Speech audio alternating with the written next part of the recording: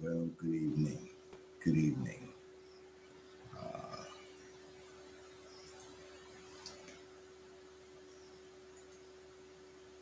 I am going to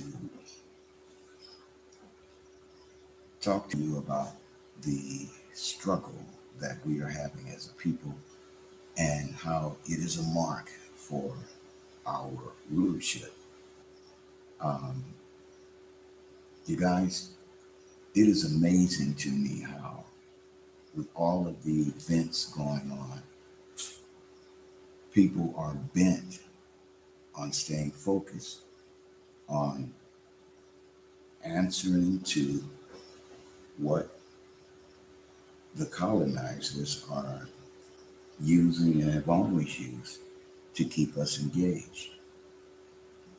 Money and our provision. See, when you ignore the basic principles of what the history of the covenant to the children of Israel states about not being caught up in the affairs of this life, when you ignore those admonitions, you unwittingly make yourself a victim of the merry-go-round and of the chase.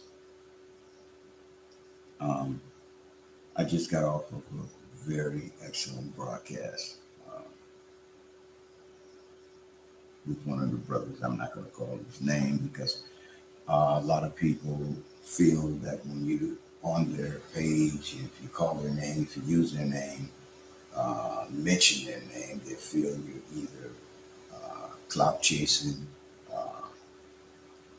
uh, lack of subscription, trolling, or trying to push what you believe.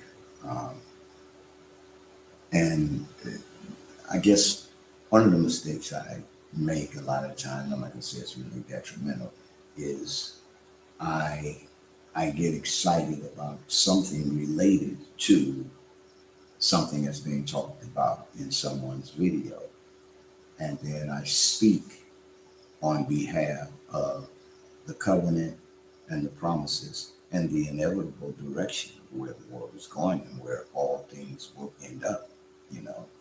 And if your grandmother taught it to you, it's the truth. She may not have known all the details. She may have been totally ignorant as to who the people and the significant uh, rulers, deities, gods, powers, messiahs, several of them. She may have been ignorant to who they really were.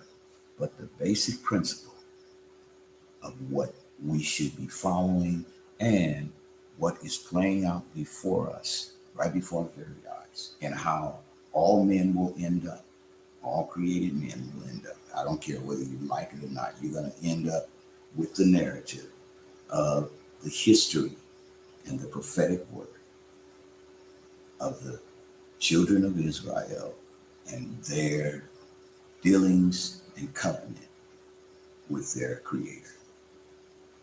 And our doctrines, Christianity, which isn't really ours, all the things that we were in as it relates to the church and Christianity, they were a prelude to what you see playing out before you right now. You see the book of Daniel, you see the book of Genesis, you see the book of Deuteronomy, you see the book of Revelation, you see the book of Esdras, you see the book of Enoch, you see um, I'm sorry, um, um, the book of Ezekiel. You see everything playing out in front of you. Do what you want with it. Speak about it as you will. You see everything playing out in front of you. You see someone coming to subdue the whole world, to cause everyone to worship the beast system and Many people are worshiping the beast system and they don't know it. You know, you don't have to, do this to worship the beast system. No one knows any man's heart. So, you know, uh, we should never generalize when we say certain things. I heard brothers say that, about taking your family to Africa or somewhere abroad, as intense as being over here in Africa, that you were a punk, you know, that to have your family in a situation like in Africa, particular West Africa, uh, that you're being irresponsible, you're being a fool. And I just want to offer this. Everybody's experience in Africa is not the same. Everybody's experience in America is not the same. And uh, without jumping on one another's platforms and promoting something, I had to apologize to you, brother, because what I said gave an impression that I was doing something that I wasn't doing. There was a subject about some Israelites who have land in Ghana that they were legally, lawfully in a lease, and without any provocation, without any warning, uh, government officials came and tore the place down in Cape Coast. Beautiful place that they had been using as a resort, a restaurant, and it really, prospered there. But as we all know, coming to Africa, and I'm going to say this, many people have many narratives. Many people have many illusions, and many people are misinformed about what migrating to Africa temporarily is about. Migrating to Africa is about connecting the dots between where you ended up in America and where you're ultimately going if you are one of the elect. See, you're going to have to do something with the fact that you don't have no land. And you come over here to Africa, you'll find out this ain't your land. And in America, that ain't your land. Nothing is deeded to you. Now, however, there's this place that they're calling Israel. You know the cool thing about that?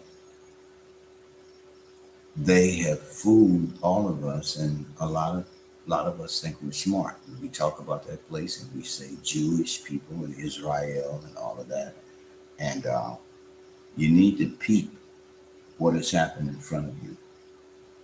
This is simple, you guys. I don't ever want to be on here trying to impress you with what I know. I don't ever want to be on here debating with anyone. I've done that, hastily.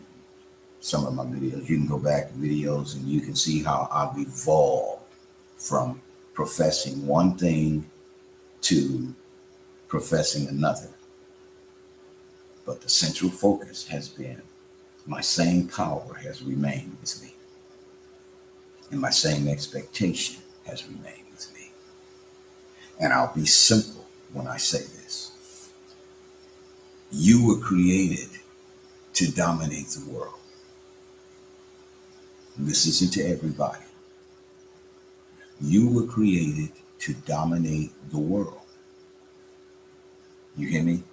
You were created to dominate the world, and you are failing in any other infrastructure that you are focusing in on. Now, you may have some measure of success. Everybody has success. People who are doing the absolute wrong thing have success. So I'm not here to poo-poo or disregard anyone's accomplishments, but I'm certainly not here to speak in ways that say the fashion of how we go about accomplishing things in this Eurocentric prison that we are locked in. I don't care what you say. I don't care how successful you are. I don't care how many uh, so-called Caucasian men you would fight with your bare hands by yourself. You are in a prison. You are in a prison, and you have to do the best you can until you get to a place where you own the land and where you are ruling the world. Now, to some of you, that sounds like a pipe dream. That sounds like an arrogant statement. That sounds like, you're trying to be something that you're not, or someone's trying to be something that you're not when they're not when you say that. And my statement to you is, uh, the world has never benefited from you being humble. They've never benefited from it. They've only had stolen wealth. That's not really a benefit to them. That is their curse. That is their mark. That is their guaranteed contract into being your servant, your slave. See, the reason why those of us have faith in our Creator and the promises that our Creator left on record for us is because it is the only thing that makes sense out of us being in the position we're in now. See, we go to movies, we even watch underdog cartoons, and we expect the righteous person, the good person who's at the bottom, we expect him to come up to the top. But now when it comes to real life, we seem somehow to be content at being at the bottom and being engaged in the oppressor's modus operandi and how we fare well in this. And you're going to have to step away from the table eating this man's pork and venison and shrimp fried doodle. You're going to have to step away from the table because this thing with rulership, it's all about power that is coming to us that right now has us unmoved in our faith, patient and able to appear to be whatever anyone thinks in their limited mind we are. Can appear to be that. And you are standing on the power of being a created person with the spirit, and you have a mouth that is the pen of a ready writer. So in other words, the life in you, the power in you, and the power that you're connected to has given you the authority to speak and prophesy according to the covenant and the history that your fathers have of being the only family that the Creator spoke to, the only one. And he's still speaking today. He's still speaking today. And you are the authority with a ready-made word. But now it's going to cost you something. You're going to have to disengage from this man's infrastructure. You're going to have to stop seeing what he values as being powerful, as being wealthy, and as being prestigious and knowledgeable. You're going to have to step away from that. Oh man, you talking about being a fool. Well, I don't know nothing more foolish than using the route in the maze that your colonizer and your oppressor has imposed on you and has used for himself. I don't know what's any more foolish than using that and thinking that you're going to get to the place you want. For instance, this issue with money. We want them to give us reparations. Me, you say it, but you don't want to take the narrative of the slave. See, the narrative of the slave is connected to the Israelites.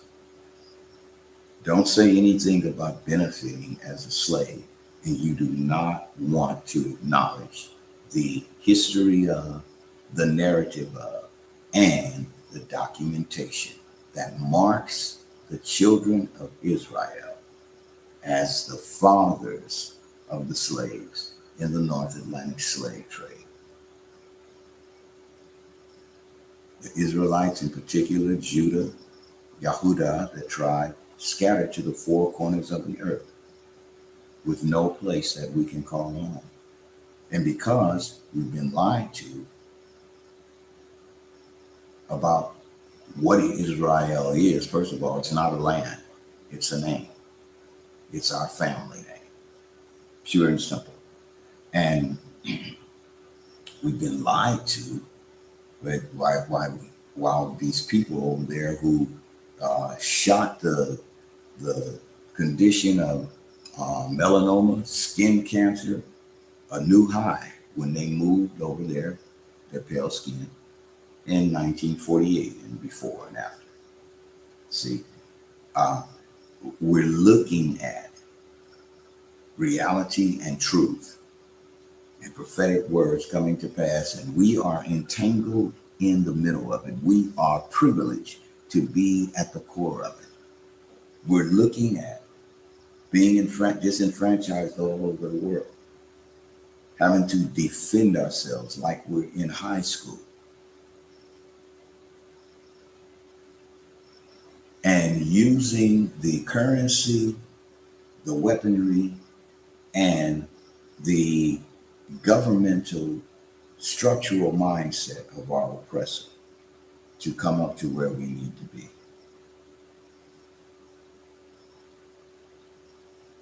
When at any given time, he can say money's no good anymore. He can say crypto's no good anymore. He can kill people who are associated with these things that are actually vehicles of prosperous transition into different realms of economic and capitalist endeavors. He can destroy anything he wants to put as the desired thing to have, the thing that gives him power to do what he does to you, and then have it there so that you and your mind are connected to it, whether it's guns, butter, money, housing, but in the last days, he's going to cause all not to be able to buy or sell, save when they have a mark. Talk to me. It's symbolic. I said, yeah, right. Everything that you're seeing now is leading up to that. This man is squeezing his butt cheeks to push the envelope, pulling that envelope out of his ass and handing it to you. And in that envelope is a promise of this and a promise of that and a promise of that. And in someone a threat of this and a threat of that and a threat of that. And those of us who follow the documentation in the history of our ancestors declare that this is the time of our power and our faith, which is the substance of what we don't see, the evidence of what is real, the substance of things hoped for.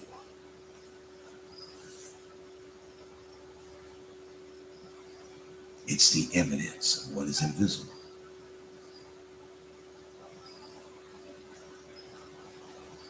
What you're going to do when he releases the money to you and then pulls the rug, pulls the plug, just like he did, just like he does with everything. Surprise, nigga, get on that boat.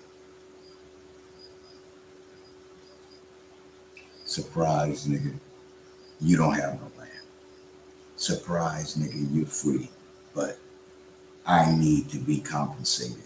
I need to be repaired for losing you. Surprise, nigga. Surprise, surprise, surprise. You are still working for me.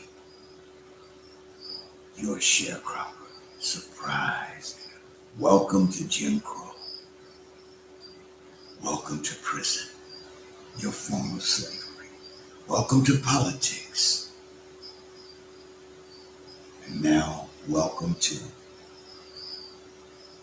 us telling you when it wasn't all right, it is all right. You can marry us. You can be among us. Holding the strings, the demographic, and the infrastructure to everything that you are seeing as value, as power, as your ability to fight against him. I'm telling you, get ready, get ready, get ready, get ready. When things fall out the way they're supposed to, the way they're prophesied, then you're going to see where they got all their comic book characters from. You're going to see where they got all their superheroes in the movies from. You're going to see what the Matrix was about, what the X-Men was about, what Black Panther was about. And you're going to recognize that everything has evolved around you and your creator, commonly called God.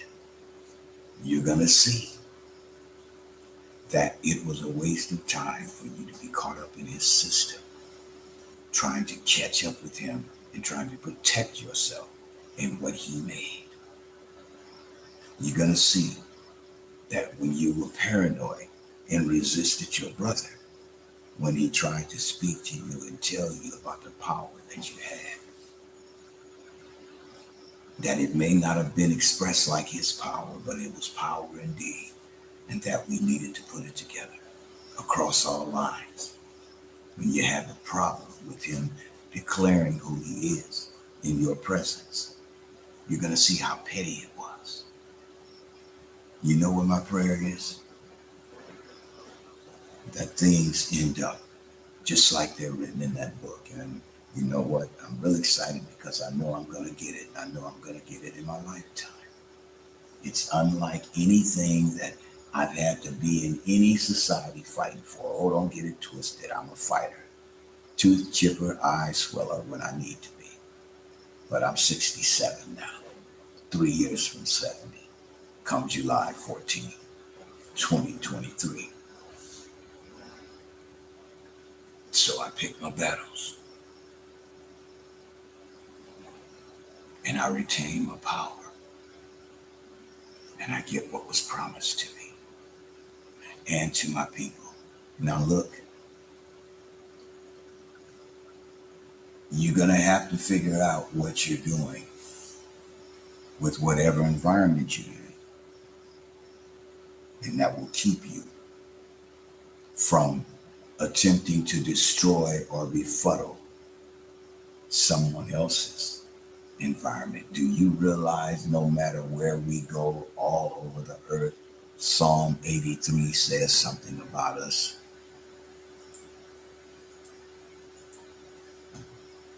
I'll read it for you. Oh God, oh my power, it's a better word. Do not keep silent. Be not quiet. Oh my power, be not still. See how your enemies are astir, how your foes rear their heads.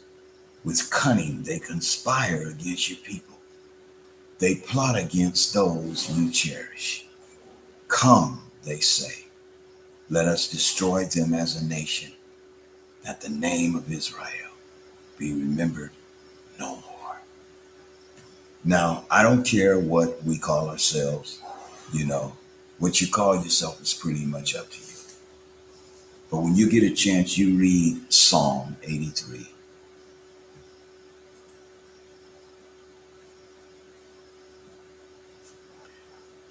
And you tell me what you think. And in these final few minutes of this video, I'm going to tell you what it's saying.